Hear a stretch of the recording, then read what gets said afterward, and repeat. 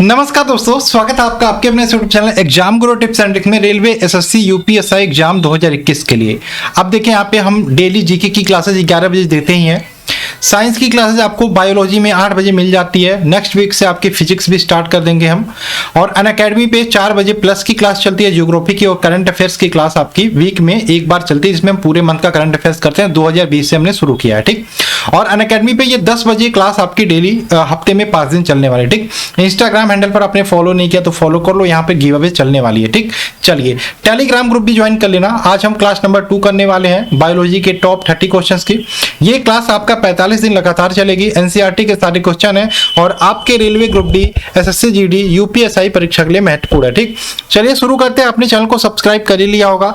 Unacademy पे बात करें, यहाँ पे टॉप एजुकेटर्स की टॉप बैचेस यहाँ पे स्टार्ट हो चुकी हैं। 22 अप्रैल से, यहाँ पे 22 सितंबर से, माफ कीजिएगा, 22 सितंबर से नए बैच स्टार्ट हो, जिनको आप ज्वाइन कर सकते हो। सीटी एग्जाम के लिए यहाँ पे ब्रह्मास्त्र बैच है, ऑल गवर्नमेंट एग्जाम को ये कवर करेगा। इसके अलावा फाउंडेशन बैच है सीपीओ एग्जाम के लिए, लक्ष्य बैच है जीडी एग्जाम के लिए यहाँ पे। इसके अलावा बात करें एमटीएस एग्जाम के लिए एम बैच है, वहीं पे एसएससी स्टेनोग्राफर 2021 के लिए यहाँ पे एक बैच है। सारे बैच जो होंगे उसकी ड्यूरेशन 1 ईयर की होगी, यानी कि 1 ईयर में पूरे सिलेबस को कवर कराया जाएगा। ये कोड याद रखिएगा, गुरु टिप्स जैसे यूज करते हो यहाँ पे 10% का आपको कोई भी कोर्स बाई करते हो डिस्काउंट मिल जाएगा, ठीक। अनअकैडमी पे यहाँ पे कुछ नए फीचर ऐड किए गए, जिसमें आस्क के डाउट फीचर है, जहाँ पे अपने कोई भी डाउट हो क्लियर कर सकते हो। इसके अलावा रेज हैंड का बेहतरीन फीचर है, यहाँ पे आप लाइव क्लास के दौरान एडुकेटर से कुछ भी पूछ सकते हो, ठीक। इसके अलावा अनअकैडमी का एसएससी मेगा कॉम्बैट जो कल होने वाला है संडे सुबह आपका 12 बजे, दोपहर में माफ करिएगा 12 बजे होगा, जिसमें 50 मिनट में आपसे पूछे जाएंगे 40 क्वेश्चन और आंसर देते हैं अच्छे से, और आपका यहाँ पे रैंक आता है तो आपको यहाँ पे प्राइज भी मिलने वाला और 100% डिस्काउंट आपको मिल सकता है अनअकैडमी के एसएससी के सब्सक्रिप्शन में, ठीक। चलिए शुरू करते हैं क्लास नंबर 2। पहला क्वेश्चन आपके सामने स्क्रीन पर है, राइबोसोम्स किसके बने होते हैं। राइबोसोम्स की बात करें किसके बने होते हैं, तो राइबोसोम्स ध्यान रखिएगा ये आरएनए प्लस प्रोटीन के बने होते हैं। किससे? आरएनए एवं प्रोटीन के बने होते हैं, ठीक। आरएनए और प्रोटीन होगा भाई, आरएनए और प्रोटीन, यहाँ पे आरएनए और प्रोटीन लिख दीजिए, आरएनए और प्रोटीन। तो जो राइबोसोम्स होते हैं वो आरएनए और प्रोटीन के बने होते हैं। एक क्वेश्चन आता है राइबोसोम्स, ध्यान रखिएगा राइबोसोम्स सबसे छोटी कोशिकांग है। सबसे छोटी कोशिकांग होती है क्या? राइबोसोम्स। सबसे छोटी कोशिकांग क्या होती है? राइबोसोम होती है, ठीक। सबसे छोटी कोशिकांग। इसके अलावा राइबोसोम की बात करें, कोशिका में प्रोटीन संश्लेषण में भी सहायता करते हैं, ये ध्यान रखिएगा। Option number C right answer होगा। क्वेश्चन नंबर 2 की बात करें, कोशिका शब्द को किसने दिया था? कोशिका या सेल शब्द को किसने दिया था? तो सेल की बात करें किसने दिया था भाई? रॉबर्ट हुक ने दिया था, ठीक। कोशिका का अध्ययन किसके अंतर्गत करते हैं? Study of cell.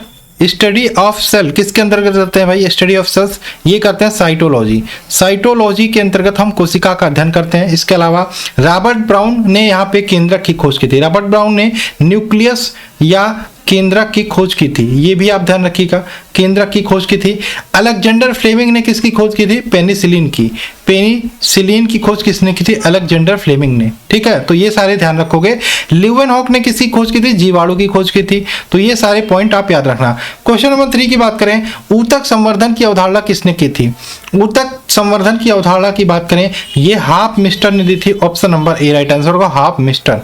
Question number 4 की बात करें, पौधों की लंबाई में वृद्धि के लिए आवश्यक नहीं है। इनमें से क्या पौधों की लंबाई में वृद्धि के लिए आवश्यक नहीं है? कैल्शियम आवश्यक है, नाइट्रोजन आवश्यक है, फास्फोरस आवश्यक है। इसको हम एनपीके बोलते हैं, ध्यान रखिएगा, ये बहुत इंपॉर्टेंट है पौधों को वृद्धि के लिए, ठीक। कैल्शियम, फास्फोरस और यहाँ पे नाइट्रोजन, ठीक। यहाँ पे बात करें सोडियम आवश्यक नहीं है। ऑप्शन नंबर ए इसका राइट आंसर होगा, सोडियम आवश्यक नहीं है, ठीक। क्वेश्चन नंबर 5 की बात करें, दांत का शिखर किसका बना होता है? दांत का शिखर की बात करें, ये किसका बना होता है? ये डेंटाइन का बना होता है। डेंटाइन यानी कि ऑप्शन नंबर सी, डेंटाइन का बना होता है, ठीक। दांत के बाहरी परत को क्या बोलते हैं? दांत के बाहरी परत को, जो हमारा दांत का बाहरी परत होता है उसको बोलते हैं इनेमल। दांत के बाहरी परत को बोलते हैं इनेमल बोलते हैं, ठीक। और इनेमल हमारे शरीर का सबसे मजबूत और सबसे कठोर भाग होता है, ये भी आप ध्यान रखोगे। क्वेश्चन नंबर 6 की बात करें, शरीर में यूरिया का संश्लेषण कहाँ होता है? शरीर में यूरिया का संश्लेषण की बात करें, ये हमारे यकृत में होता है, ये हमारे लीवर में होता है। लीवर में होता है, यकृत में होता है यूरिया का संश्लेषण। एक क्वेश्चन पूछा जाता है, वृक्क का अध्ययन किसके अंतर्गत करते हैं? तो वृक्क का अध्ययन करते हैं नेफ्रोलॉजी। नेफ्रोलॉजी के अंतर्गत हम वृक्क का अध्ययन करते हैं, किडनी का अध्ययन करते हैं। Option number B right answer होगा।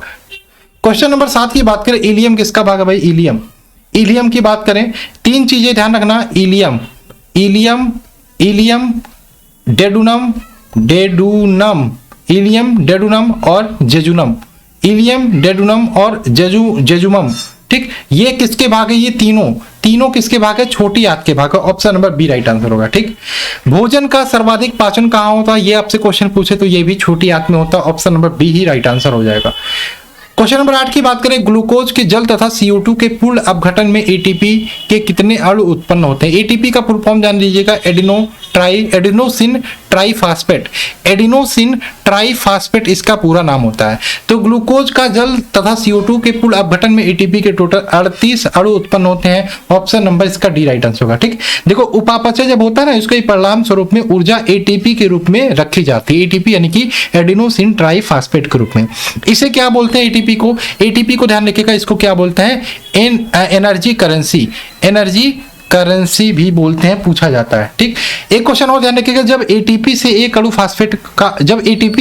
एक फास्फेट का अणु हटता है तो क्या निर्माण होता है भाई? तो आपका ADP बनता है, ADP। और ADP का फुल फॉर्म ध्यान रखना, एडिनोसिन डाइफॉस्फेट। चलिए आगे चले, क्वेश्चन नंबर 9 की बात कर लेते हैं। मनुष्य में निश्वासित वायु में O2 की कितना मात्रा होता है? मतलब मनुष्य जब सांस निकालता है तो O2 ऑक्सीजन की कितनी मात्रा होती है? ठीक, तो जब निकालता है ना, सांस छोड़ता है तो 17% होती है। ठीक, देखिए 21% वायुमंडल में तो पूरा 21% ऑक्सीजन ले लेता है मनुष्य, लेकिन यूज 4% करता है, बाकी 17% ऑक्सीजन जो ऑक्सीजन होता है उसको निकाल देता है सांस के द्वारा। CO2 की बात करें, ये 0.03% लेता है और 4% रिलीज कर देता है। इसके अलावा नाइट्रोजन जितना लेता है पूरा रिलीज कर देता है। ठीक, क्वेश्चन नंबर 10 की बात करें, मनुष्यों में पाए जाने वाला श्वसन पिगमेंट कौन सा है? तो मनुष्यों में पाए जाने वाला श्वसन पिगमेंट की बात करें, ये होता है haemoglobin. Option number D haemoglobin की बात करें किस में पाया जाता है? ये RBC में पाया जाता है। किसमें? RBC। ये क्वेश्चन आता है, जो रक्त का लाल रंग किसके कारण होता है? तो हीमोग्लोबिन में हिम नामक रंजक पाया जाता है, जिसके कारण आपके ब्लड का रंग लाल होता है। ये ध्यान रखिएगा। ये मेलानिन ध्यान रखिएगा, इंपॉर्टेंट है। मेलानिन क्या करता है? हमारे त्वचा का रंग निर्धारण का काम किसका होता है? ये होता है मेलानिन का। ऑप्शन नंबर यहाँ पे डी राइट आंसर होगा। मनुष्यों में पाए जाने वाला श्वसन पिगमेंट कौन सा है? हीमोग्लोबिन। क्वेश्चन नंबर 11 की बात करें, दिल का दौरा किस कारण से होता है? दिल का दौरा की बात करें, हृदय में श्वसन आपूर्ति में कमी के कारण, हृदय में रक्त आपूर्ति में कमी के कारण। Option number C right answer होगा। हमें दिल का दौरा पड़ता है, option number C right answer होगा। क्वेश्चन नंबर 12 की बात करें, नवजात शिशु में कितनी हड्डियां होती हैं? नवजात शिशु की बात करें, टोटल 300 हड्डियां होती हैं नवजात शिशु की, और वयस्क मनुष्य की 206 हड्डियां होती हैं। ठीक, ये ध्यान रखिएगा। 13 की बात करें, मनुष्यों में अनैच्छिक क्रियाएं जैसे कि रक्त दबाव, लार और उल्टी को किसके द्वारा नियंत्रित किया जाता है? मनुष्यों में अनैच्छिक क्रियाएं जैसे रक्तचाप, लार और उल्टी को किसके द्वारा नियंत्रित किया जाता है? ये किया जाता है मेडुला के द्वारा। मेडुला यानी कि option number A right answer होगा। ठीक, चलिए एक क्वेश्चन और यहाँ ध्यान रखिएगा, हड्डियां किसकी बनी होती हैं? तो हड्डी मुख्यतः कैल्शियम फास्फेट की बनी होती है। किसकी? कैल्शियम फास्फेट की बनी होती है। ठीक, फीमर की बात करें, मनुष्य की सबसे बड़ी हड्डी पूछे तो फीमर मनुष्य की जांघ की हड्डी बोलते हैं, सबसे बड़ी हड्डी। छोटी हड्डी जानते होगा ना, स्टेपिज जो होती है मध्य कड़ की हड्डी होती है, सबसे छोटी हड्डी होती है। क्वेश्चन नंबर 13 की बात करें, ये हो गया मेडुला। 14 की बात करें, मानव शरीर में कितने गुणसूत्र होते हैं? तो टोटल कितने गुणसूत्र होते हैं? टोटल 23 जोड़ी होते हैं। 23 जोड़ी यानी कि total 46। Option number A right answer होगा। ठीक, 23 जोड़ी। क्वेश्चन नंबर बात करें 15, निम्न में कौन सा जानवर अपना लिंग बदल सकता है? बहुत अच्छा क्वेश्चन है, पूछा जाता है। स्नेल एक ऐसा जानवर है जो अपना लिंग बदल सकता है, मेल या फीमेल हो सकता है। क्वेश्चन नंबर 16 की बात करें, मानव शरीर की सबसे बड़ी मिश्रित ग्रंथि कौन सी है? मानव शरीर की सबसे बड़ी मिश्रित ग्रंथि की बात करें तो अग्नाशय। Option number C right answer होगा। 17 की बात करें, लैंगरहंस के उपद्वीप कहाँ पाए जाते हैं? लैंगरहंस के उपद्वीप की बात करें, ये अग्नाशय से पाए जाते हैं, और इसी लैंगरहंस की दीपिकाओं से इंसुलिन का स्राव होता है। ध्यान रखिएगा, option number B right answer होगा। ठीक, चलिए क्वेश्चन नंबर 18 की बात करें, गर्भ निरोधक गोलियों में क्या शामिल होता है? गर्भ निरोधक गोलियों में बात करें तो आपका इसमें एस्ट्रोजन और प्रोजेस्टेरोन, इन दोनों का मिश्रण होता है, गौण मिश्रण होता है। Option number C right answer होगा। प्रोजेस्टेरोन और एस्ट्रोजन का गौण मिश्रण होता है गर्भ निरोधक गोलियों में। Option number C right answer होगा। 19 की बात करें, सर्वप्रथम जेनेटिक कोड किसने बताया था? बहुत अच्छा क्वेश्चन है। सर्वप्रथम जेनेटिक कोड को डॉक्टर हरगोविंद खुराना ने बताया था। 1968 में इसके लिए इनको नोबेल प्राइज मिला था। 1968 में इसके लिए इसीलिए इनको नोबेल प्राइज भी दिया गया था। ठीक, वन जीन वन एंजाइम के जो कॉन्सेप्ट है ये किसने दिया था? One gene one enzyme, one gene one enzyme, one gene और वन एंजाइम, ये दिया था बीडल तथा टैटम ने, ये ध्यान रखिएगा। ठीक, वाटसन तथा क्रिक की बात करें, इन्होंने डीएनए के डबल हेलिक्स मॉडल की खोज की थी। डबल हेलिक्स मॉडल की खोज की थी किसने? वाटसन तथा क्रिक ने। कब की थी? 1953 में। ठीक, चलिए क्वेश्चन नंबर 20 की बात कर लेते हैं। मेंडल के आनुवंशिकता का सिद्धांत किस पर आधारित है? मेंडल के आनुवंशिकता के सिद्धांत की बात करें, ये लैंगिक जनन पर आधारित है। ऑप्शन नंबर सी, यानी कि सेक्सुअल रिप्रोडक्शन, सेक्सुअल रिप्रोडक्शन पर आधारित है, रिप्रोडक्शन पर आधारित है। ठीक, चलिए मेंडल को क्या बोलते हैं भाई? मेंडल को फादर ऑफ जेनेटिक्स भी बोलते हैं, ये भी ध्यान रखिएगा। क्वेश्चन नंबर 21 की बात करें, विटामिन की खोज किसने की थी? भाई विटामिन की खोज कब हुई थी? 1911 में। किसने की थी? फंक ने की थी। Option number B right answer होगा। क्वेश्चन नंबर 22 की बात करें, शरीर में अधिकतम ऊर्जा संचय किस पदार्थ के रूप में होता है? शरीर में अधिकतम ऊर्जा संचय की बात करें, ये फैट के रूप में, वसा के रूप में होता है। ठीक, 1 ग्राम वसा के टूटने से ध्यान रखिएगा 9.1 कैलोरी ऊर्जा मुक्त होती है। ठीक, ये ध्यान रखिएगा। चलिए 1 ग्राम प्रोटीन के टूटने से कितनी होती है? 4.1 कैलोरी, ये भी ध्यान रखिएगा। चलिए भाई आगे चलें, क्वेश्चन नंबर 22-23 की बात कर लेते हैं। मनुष्यों की आंखों की स्वस्थ क्रियाशीलता कौन सा विटामिन बढ़ाता है? तो विटामिन ए। विटामिन ए का रासायनिक नाम रेटिनॉल है और ये मनुष्यों की आंखों में की स्वस्थ क्रियाशीलता बढ़ाता है। इसकी कमी से कौन सा रोग होता है? रतौंधी, रतौंधी होता है। और विटामिन ए का रासायनिक नाम रेटिनॉल, ये तो मैंने बता ही दिया है। ठीक, क्वेश्चन नंबर 24 की बात करें, खाद्य ऊर्जा किसके द्वारा प्रदर्शित की जाती है? तो खाद्य ऊर्जा ये प्रदर्शित की जाती है कैलोरी के द्वारा। Option number A. 25 की बात करें, जीवाणु की खोज किसने की थी? तो जीवाणु की खोज की बात करें, एवी ल्यूवेनहॉक ने, एवी ल्यूवेनहॉक ने जीवाणु की खोज की थी। और इन्हीं को क्या बोलते हैं? Father of bacteriology, father of bacteriology, bacteriology किसको बोलते हैं? एवी ल्यूवेनहॉक को। ठीक, एवी ल्यूवेनहॉक को। ठीक, चलिए यहाँ पे और चीजें भी ध्यान रखिएगा। रॉबर्ट हुक ने किसकी खोज की थी भाई? रॉबर्ट हुक ने किसकी खोज की थी? इन्होंने खोज की थी सेल की, कोशिका की। कब की थी? 1665 में।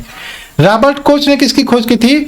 टीबी के चिकित्सा की, टीबी के चिकित्सा की। ठीक, लुई पास्चर ने किसकी खोज की थी भाई? चिकित्सा की खोज किसकी? हाइड्रोफोबिया की चिकित्सा की खोज की थी। ठीक, हाइड्रोफोबिया की चिकित्सा की खोज की थी लुई पास्चर ने। ठीक, चलिए क्वेश्चन नंबर 26 की बात कर लेते हैं। ट्रिप्सिनोमियासिस रोग की वाहक क्या है? ट्रिप्नोसोमियासिस रोग की वाहक है तो ये है आपकी सीसी मक्खी। Option number C right answer होगा। ये इसमें क्या होता है? व्यक्ति को नींद के साथ बुखार आता है। 27 की बात करें, मलेरिया के लिए महत्वपूर्ण दवा कुनैन कहाँ से निष्कासित होती है? तो कुनैन दवा निकाली जाती है सिनकोना की छाल से। Option number C right answer होगा। और लाल चींटियों से भी एक चीज निकलता है, एक अम्ल निकलता है, इसको बोलते हैं फॉर्मिक अम्ल। लाल चींटियों से कौन सा अम्ल निकलता है? फॉर्मिक एसिड या फॉर्मिक अम्ल। ठीक, चलिए क्वेश्चन नंबर 28 की बात करें, अम्ल वर्षा में होता है तो अम्ल वर्षा भाई क्या होता है? अम्ल वर्षा की बात करें, इसमें जो हमारे फैक्ट्रियां होती हैं उनसे जो प्रदूषित चीजें ऊपर हवा में जाती हैं, बाद में वो वायुमंडल में जमा हो जाती है और जब पहली बारिश होती है तो अम्ल वर्षा के साथ नीचे आ जाए। तो अम्ल वर्षा में मुख्यतः बात करें आपका सल्फ्यूरिक अम्ल होता है। Option number A. इसके साथ साथ नाइट्रिक अम्ल होता है। सल्फ्यूरिक अम्ल की बात करें H2SO4, इसके अलावा नाइट्रिक अम्ल, ठीक, HNO3, इसके अलावा N2O नाइट्रस ऑक्साइड भी होता है। ठीक, option number A right answer होगा। ठीक, क्वेश्चन नंबर बात करें हमारा, क्वेश्चन नंबर 29 की बात करें, सॉरी N2O या N2O नहीं होता, N2O नहीं होता, N2O नहीं होता, ये नहीं होता। ठीक, ये N2O नाइट्रस ऑक्साइड है ना, नाइट्रस कहाँ का? नाइट्रस, ये N2O होता है। ठीक, N2O इसे बोलते हैं हास्य गैस। ठीक, हास्य गैस। चलिए क्वेश्चन नंबर 29 की बात करें, पौधों में मुरझाने की अधिकता होती है, किसकी अधिकता से होती है? पौधे में मुरझाना किसकी अधिकता से होती है? तो ये होती है वाष्पोत्सर्जन की अधिकता से। Option number C. और लास्ट क्वेश्चन, प्रकाश संश्लेषण में पौधे कौन सी गैस का अवशोषण करते हैं? तो ध्यान रखिएगा, ये कार्बन डाइऑक्साइड लेते हैं और ऑक्सीजन को छोड़ते हैं। ठीक, तो ये था 30 क्वेश्चन आज की क्लास का। आई होप आपको आज की क्लास भी अच्छी लगी होगी। तो क्लास को लाइक करना यार, आप लोग क्लास को शेयर नहीं करो तो ये गलत बात है। क्लास को शेयर करो, अच्छे अच्छे कमेंट्स करो। चलिए मिलते हैं नेक्स्ट क्लास में। जय हिंद दोस्तों, जय भारत।